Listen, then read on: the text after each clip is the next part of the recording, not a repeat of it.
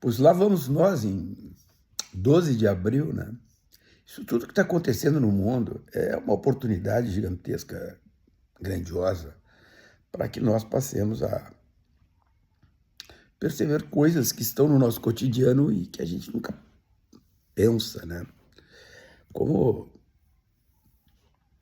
como as coisas mudam, né, de um pedaço do planeta para outro, né? Como as coisas são diferentes, né? Por exemplo, nós aqui, quando a gente quer comprar um carro, uma máquina de lavar roupa, qualquer coisa, a gente faz uma poupancinha, né? Essa é a nossa cultura, né? Ah, vamos preparar aí um dinheirinho para pagar a faculdade dos filhos, né? Então aí o que que a gente faz? Abre uma poupancinha. Vai na caixa, abre uma poupancinha. Essa é a nossa cultura. Por exemplo, o norte-americano não é assim, né? O norte-americano, um lugar completamente diferente na vida privada. Isso é uma outra coisa que a gente tem que aprender, né? Conhecer a vida privada, a história da vida privada, como é que as famílias se desenvolvem, né? Como é que elas se relacionam, como é que elas produzem cultura, né? Como é que como é que os processos culturais moldam sociedades, né? E os processos culturais, eles vêm desde as histórias em quadrinhos, Zé Carioca, né? O Pato Donald, o Tio Patinhas, né? Passando por grandes desenvolvimentos teóricos que estudam a formação dos povos, né? Essas low culture, elas são relevantes, né? Tu olha lá, os Estados Unidos, aqueles desenhos do Tom e Jerry, né? Sempre existe uma empregada preta que sobe no banquinho, louca de medo do Jerry, né? Isso tem sentido ideológico, cultural, de formatação, né? A família americana, ela é uma família diferente da nossa, né? A nossa família, ela é composta pelo pai, pela mãe, pelos filhos, pelos tios, pelos vizinhos, pelos amigos próximos, pelo periquito. O americano não, né? O americano tem aquela família nuclear, a mãe, o pai, o filho, dois, e olhe lá, né? E o filho chega numa certa idade, vai embora e nunca mais visita as famílias. Isso tem sentido sociológico, né? Isso foi concebido, trabalhado, estruturado de modo a assegurar que as rendas da imigração americana que construiu os Estados Unidos permanecessem dentro dos Estados Unidos, né? Porque os italianos, os irlandeses, né, etc., quando chegavam nos Estados Unidos, o que faziam? Trabalhavam, juntavam seus dinheiros e mandavam para fora dos Estados Unidos, né? Era assim. Então se criou uma construção, se fez uma construção, né, cultural, mostrando que a família ela é nuclear. A família é aquela que está naquela casa, naquele espaço. E assim eles internalizaram, mantiveram internalizadas as rendas dentro dos Estados Unidos. Isso vai formando, né, um povo no seu processo de amarras culturais e institucionais. Nós não nos damos conta disso, a gente acha que é tudo igual, né? O americano, quando ele vai fazer os seus fundos para a preparação, especialmente do custeio das suas aposentadorias, né, das suas rendas para sustentar o ensino dos filhos, para onde ele vai? Ele vai para o mercado de ações, né? Então a gente começa a compreender coisas que estão na nossa cara e que nós nos recusamos a ver, né?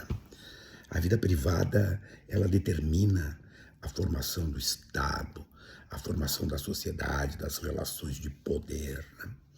Então nós começamos a entender quando o Trump, né, o Lex Luthor, cérebro, vamos conquistar o mundo, faz o que faz e os efeitos que começa a produzir. É porque quando o mercado acionário americano começa a oscilar, começa a perder valor, as famílias começam a perder rendas, recursos.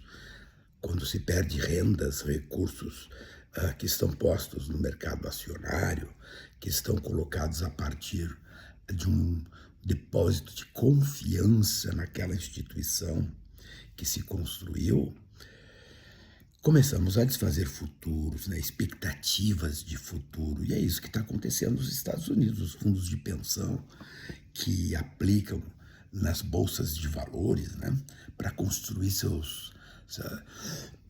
suas densidades financeiras se fragilizaram. precisamos começar a prestar atenção nessas coisas, né? O chefe do caos, né? O agente laranja, o Lex Luthor, o acelerado, aquele cara que tem a maior autoestima da galáxia, chamado Donald Trump, que, diga-se de passagem, é um falido, né? Vejam as histórias de todas as empresas que ele geriu, desde cassinos, passando por uma série de outras. Ele sempre faliu, ele sempre quebrou as empresas onde esteve. Agora, ele é mestre na gestão, né, do seu próprio nome, da sua própria marca, da sua própria imagem. Isso é uma verdade, né? Então esse cara, ele está criando uma destruição institucional nos padrões sociais americanos que é colossal. Isso está começando, as famílias estão começando a ver isso aí. O mundo não é mais o mesmo, né? A ordem internacional que nós vivenciamos hoje foi construída a partir ali dos anos 80, né? Ronald Reagan, Margaret Thatcher, né? A ideia das cadeias de suprimento, né? Esse mundo globalizado, o consenso de Washington, a transferência de capitais públicos para o mundo privado, isso foi construído ali, os americanos construíram isso, né? Mas na época que eles construíram isso, o seu rival econômico era o Japão, né? Então o Japão, ele era um lugar onde tinha poderio econômico, mas não tinha poderio militar. Então se reestrutura a nova ordem econômica mundial e assim ela veio até agora. E Trump entra e com os dois pés no peito detona. Então o aviso àquelas pessoas que pensam que as coisas são simples, não, as coisas não são simples. Então, por exemplo, diria o erudito em latim, Flatulus in dormientibus non est. As questões econômicas não são peirar dormindo, diria o fronteiriço erudito. É muito complexo esse negócio. Quando a gente entra, por exemplo, e tenta entender o mercado de títulos públicos, né? Vejam, a China detém 800 bilhões de dólares em títulos públicos americanos. O que são os títulos públicos americanos? São aqueles títulos que, vendidos pelo Estado americano a partir da sua credibilidade, permitem o financiamento da dívida pública dos Estados Unidos. Só este ano, os Estados Unidos têm que resgatar 9 trilhões de dólares em títulos públicos. E a oscilação nos juros é o que determina a capacidade do Estado americano de honrar este compromisso, né? E isso opera no mercado de juros, e o mercado de juros opera diretamente sobre as capacidades econômicas de investimento e etc. O problema é que, da maneira como Trump tem agido, existe um elemento essencial nesses mercados que está sendo corroído. Que elemento é esse? Credibilidade, confiança. Ou seja, o que fez Trump recuar nesse processo de tarifaço agora nesta semana?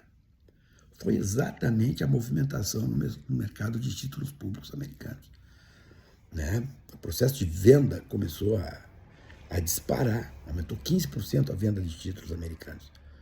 Isso significa o quê? Que os juros para recompra de títulos começam a aumentar. A lei de mercado. Moral da história, nós precisamos aprender a prestar atenção em nós mesmos, né? O que fazemos, por que fazemos, como fazemos e o que esta maneira de fazer determina na consolidação das teias sociais. Os Estados Unidos encontrou pela frente a China, um regime político diferente que tem maiores capacidades de reação, juntando poderio econômico com poderio bélico, que pega este modelo criado pelos Estados Unidos na década de 80, né? E que perdeu, cara pálida. Perdeu, mané. E enfrenta, como está enfrentando. Só que isso bate nas nossas vidas diretamente. Vamos falar mais sobre isso. Mas, como diria Scremencio, o grande pensador fronteiriço, isto não é peidar dormindo, tem consequências gigantescas.